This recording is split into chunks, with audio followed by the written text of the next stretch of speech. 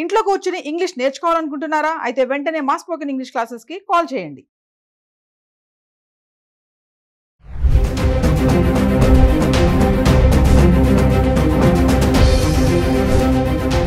నమస్తే, welcome back to Suman TV. ప్రస్తుతం మనతో పాటు ఉన్నారు అనలిస్ట్ మందరి కృష్ణారెడ్డి గారు. నమస్తే సార్. నమస్తే అమ్మా. సార్, విజయవాడలో యజమానిని చంపి పరారైన పని మనిషి, అంటే అతని తల్లి కోసం ఒక కేర్ టేకర్ కావాలని అడిగినప్పుడు 3 నెలల క్రితం జాయిన్ అయిందంట అనూష అనే అమ్మాయి. మరి సమయం చూసి అతను చంపేయడము, నగలు డబ్బు తీసుకుని పరారైపోవడం, ఆమెతో పాటు బాయ్ ఫ్రెండ్ కూడా ఉన్నాడని చెప్పేసి చెప్తున్నారు. అంటే ఇది ఒక అవేర్నెస్గా కూడా మనం మాట్లాడుకోవచ్చు ఈ వీడియోని. ఈ మధ్య కాలంలో పని మనుషులు, అంటే అందరూ అలాంటి వాళ్ళు లేరు, కానీ కొంతమంది ఏంటంటే పని కోసమని బాగానే వస్తారు, తర్వాత ఎక్కడ ఏమున్నాయి ఏంటి అని గ్రహించడము, ఆ ఇంట్లో ముసలి వాళ్ళు ఉన్నారా, అంటే వాళ్ళకి శక్తి ఎంతవరకు ఉంది, వీళ్ళు తిరగబడే అవకాశం ఉంటుందా లేదా, ఇలాంటివన్నీ కూడా గమనించే వాళ్ళు ఉంటారు కదా సార్.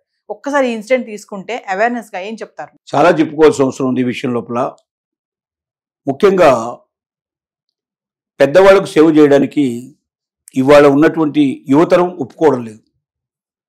కోడళ్ళు కానీ, మనవరాళ్ళు కానీ, కూతుళ్ళు కానీ, అత్తగారులని కానీ, తల్లిగారిని కానీ, లేదా తండ్రిని కానీ, లేక మావగారిని కానీ, ఇటు పురుషుడైనా అటు స్త్రీలైనా సేవ చేసేందుకు సిద్ధపడటం లేదు.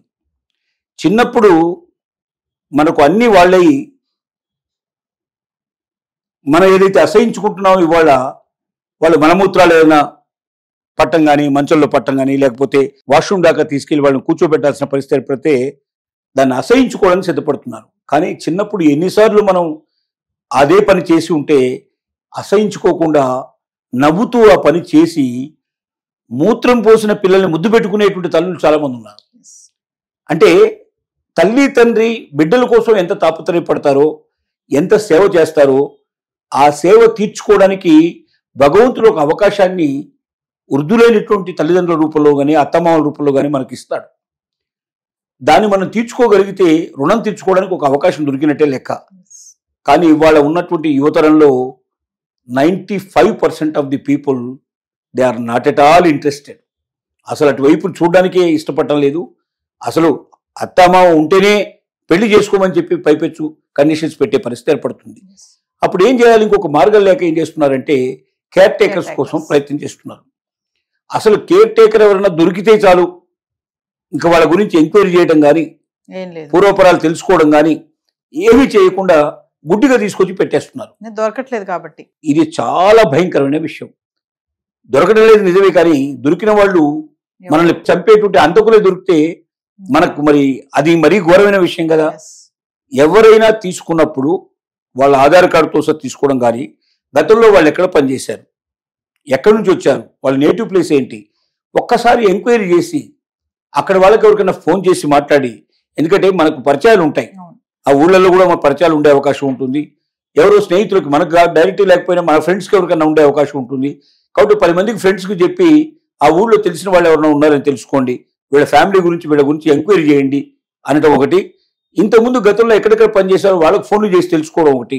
ఇలాంటివి కొన్ని మనం చేసినట్టయితే కనీసం కొంతవరకైనా, కొంతవరకు 100% మనం చెప్పలేం, కానీ కొంతవరకైనా బేసిక్గా వాళ్ళు ఎలాంటి వాళ్ళు, వాళ్ళ గుణగణాలు ఏమిటి, దొంగతనం చేసే అలవాట్లు ఉన్నాయా, లేదా ఇలాంటివి ఏమన్నా చేసి పారిపోయే అవకాశాలు ఉన్నాయా అనేది తెలుసుకోవడానికి అవకాశం ఉంటుంది. సార్, మామూలుగా చూసుకుంటే ఈ మధ్య కాలంలో ఇద్దరు జాబ్ హోల్డర్స్ ఉండడం, పని చేసుకోవడం టైం ఉండట్లేదు. సో పని మనిషి మీరు అన్నట్టుగానే ఎవరైనా దొరికారా పెట్టుకుందామని ఆలోచిస్తారు, కానీ మీరు అన్నట్టు ఆధార్ కార్డు కానీ వాళ్ళ డీటెయిల్స్ తీసుకోవడం, వాళ్ళు ఎవరు ఏంటి అనే బ్యాక్గ్రౌండ్ సర్చ్ చేయడం అనేది అంత టైం ఎవరు తీసుకోవట్లేదు. అంటే ఇప్పుడు ఇలాంటి ఇన్సిడెంట్స్ వల్ల చూస్తే ఖచ్చితంగా వాళ్ళ ఆధార్ కార్డు ఇవన్నీ తీసుకోవాలంటారా? 100% తీసుకోవాలి. ఎందుకంటే అవన్నీ ఉంటే కొంచెం భయం ఉంటుంది వాళ్ళకి. అవి తీసుకోవడమే కాకుండా గతం గురించి తెలుసుకోవాలి, ఎంక్వైరీ చేయాలి. వీళ్ళు ఎక్కడ ఇంతకుముందు పనిచేశారు, గతంలో కొన్ని చోట్ల పనిచేసి ఉంటారు కదా, వాళ్ళని కనుక్కుంటే కొంత ఇన్ఫర్మేషన్ దొరుకుతుంది మనకు. అక్కడ కూడా ఇలాగే మోసం చేసి వచ్చినట్టయితే వెంటనే బయటపడే అవకాశాలు ఉంటాయి. రెండోది, వీళ్ళ ఊరేమిటి, వీళ్ళు ఏ ఊరు నుంచి వచ్చారు, వీళ్ళ పెరుగుదల ఎలా ఉంది, వీళ్ళ తల్లిదండ్రులు ఎవరు, కొంత ఇన్ఫర్మేషన్ మనం తీసుకోవాలి. ఆ ఊళ్ళలో ఎవరైనా తెలిసిన వాళ్ళు ఉంటే ఎంక్వైరీ చేస్తే చాలా బాగుంటుంది. ఇలాంటివన్నీ మనకు అవసరం. ఇంకోటి, దీన్ని సప్లై చేసేవాళ్ళు ఉంటారు. మీరు ఆదివారం పేపర్ తీస్తే అన్ని పేపర్లో కూడా మీకు కేర్ టేకర్స్ కావాలా, మేము సప్లై చేస్తామంటారు. అంటే వాళ్ళు ఏం చేస్తారంటే 1, 2, 3 నెలల జీతం ముందుగా అడ్వాన్స్గా తీసుకుంటారు వాళ్ళు. అంటే వీళ్ళకి 20,000 15,000 మనం మాట్లాడామనుకోండి, ఆ 15,000 రూపాయలు కానీ 30,000 రూపాయలు కానీ లేదా 45,000 రూపాయలు కూడా తీసుకునే వాళ్ళు ఉన్నారు. 1 నెల లేక 2 నెలలు లేక 3 నెలల జీతం వాళ్ళకి మామూలుగా కమిషన్ కింద ఇచ్చారు. మళ్ళీ వీళ్ళ జీతం వీళ్ళకి ఇచ్చేయాల్సిందే, వాళ్ళకి అదనంగా ఇవ్వాలి. అంటే వాళ్ళు సప్లై చేసేందుకు గాను వాళ్ళు బాధ్యత తీసుకోవాలి. వాస్తవంగా మేము బాధ్యత తీసుకుంటాం అంటారు, కానీ ఏ రకమైన రిటర్న్లు ఏముండదు. ఒక అగ్రిమెంట్ మనం వాళ్ళ దగ్గర తీసుకోవాల్సిన అవసరం ఉంది. మేము పంపిస్తున్నాము, వీళ్ళని పూర్తిగా మాకు అందరూ తెలుసు, వీళ్ళ గురించి పూర్తిగా వివరాలు తెలుసుకున్న తర్వాతనే, వీళ్ళ గుణగణాలన్నీ మేము తెలుసుకున్న తర్వాతనే, వీళ్ళ అడ్రస్లన్నీ మాకు క్లారిటీగా తెలిసిన తర్వాతనే మేము వీళ్ళకు ట్రైనింగ్ ఇచ్చాము, మీ దగ్గరికి పంపిస్తున్నాము. వీళ్ళ ద్వారా ఏదైనా చెడు జరిగినా, తప్పు జరిగినా, పొరపాటు జరిగినా పూర్తి బాధ్యత మాది అని వాళ్ళ ద్వారా రాయించుకోవాలి.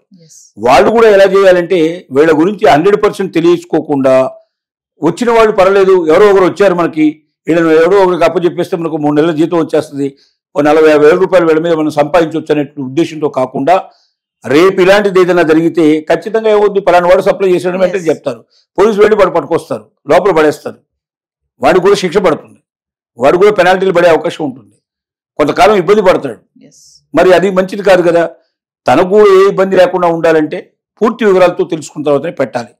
ఇది కేర్ టేకర్ యొక్క అవసరం ఎంత ఉందంటే, కొన్ని లక్షల మంది కేర్ టేకర్స్ అవసరం ఉన్నారు ఇప్పుడు ఇండియా లోపల, దొరకట్లా. అందుకే రెడ్ క్రాస్ సొసైటీ ద్వారా గవర్నమెంట్ గతంలో ఏం చేసేదంటే, రెడ్ క్రాస్ సొసైటీ అనేది ఉంది. వీళ్ళు పల్లెటూరులో ఉండేటువంటి లేడీస్ని తీసుకొచ్చి హైదరాబాద్లో ట్రైనింగ్ ఇచ్చేసి, అలాగే విజయవాడ, వైజాగ్ 3 చోట్ల ట్రైనింగ్ ఇచ్చేసి వీళ్ళు చాలా తక్కువ రేట్లో ఇళ్లకు పంపించేవాడు. అప్పుడు చాలా బాగుండేది. సంవత్సరానికి కనీసం ఎంత లేదన్నా 10,000 నుంచి 15,000 మందిని పంపించినటువంటి రోజులు కూడా ఉన్నాయి. కానీ ఈ మధ్యకాలంలో వాళ్ళు కూడా డ్రాప్ అయిపోయారు. తద్వారా గవర్నమెంట్ అంటే ఒకసారి సెట్ చేసి తీసుకొచ్చినట్టు ఏమైందంటే, కొంచెం నమ్మకం విశ్వాసాలు ఎక్కువ పెరిగే అవకాశాలు ఉంటాయి, తక్కువ కాస్ట్లో వచ్చే అవకాశాలు ఉండేవి. గవర్నమెంట్ ఇప్పుడు దాన్ని తిరిగి పునరుద్ధరించాలి. ఒక రెడ్ క్రాస్ వారనే కాకుండా women and child welfare department ద్వారా దీని ఒక ట్రైనింగ్ ప్రోగ్రాం పెట్టి, పల్లెల్లో ఉద్యోగం దొరికినటువంటి వాళ్ళు, ఎక్కువ చదువు సంఖ్య ఎక్కువ లేనటువంటి వాళ్ళు, ఖచ్చితంగా బ్రతుకుదేరు అవసరమైనటువంటి వాళ్ళని సెలెక్ట్ చేసి వాళ్ళని తీసుకొచ్చి వాళ్ళకి ట్రైనింగ్ ఇచ్చి పూర్తిగా వాళ్ళ వివరాలని పొందుపరిచి వాళ్లకు మంచి మానవత్వం గురించి పూర్తిగా తెలియజేసి అలాంటి వాళ్ళని సరఫరా చేసినట్టయితే కొంతవరకు ఈ బాధ తగ్గించుకోవడానికి అవకాశం ఉంటుంది. Thank you sir.